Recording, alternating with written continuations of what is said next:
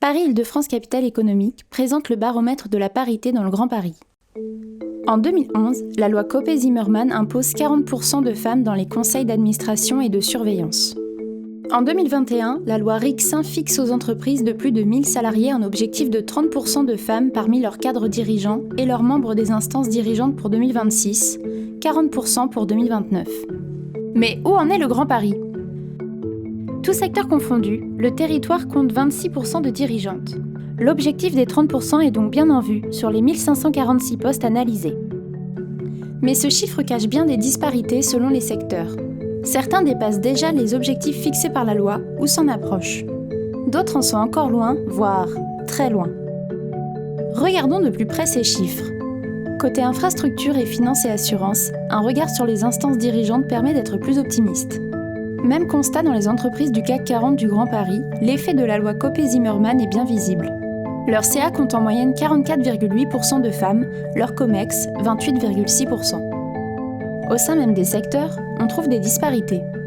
Dans la filière de la ville et du bâtiment, les aménageurs publics sont proches du but, mais les acteurs de l'immobilier et de la construction doivent encore progresser. Même dans le secteur formation, recherche et innovation, qui a un bon score global, on trouve 35,5% de femmes dirigeantes dans l'enseignement, mais seulement 18,2% dans la recherche. Un centre de recherche sur 5 est dirigé par une femme, alors qu'elle représente presque un chercheur français sur 3. Côté culture, on trouve des disparités entre musées, médias et théâtre. Et la politique dans tout ça ? À première vue, l'Île-de-France est paritaire avec 2 femmes, l'une à la tête de la région, l'autre à la tête de la ville de Paris et un homme à la tête de la métropole du Grand Paris. 44,5% de la population a pour maire une femme, mais ce chiffre tombe à 19% quand on enlève la ville de Paris. Dans la métropole du Grand Paris, seulement 35 des 146 maires sont des femmes. Pourquoi s'engager en faveur de la parité dans les instances dirigeantes ? Pour respecter la loi, mais pas que. Nos sociétés font face à des défis majeurs. L'avenir est incertain. La parité contribue à la diversité des points de vue, essentielle pour multiplier les idées et éviter les biais dans la réflexion stratégique.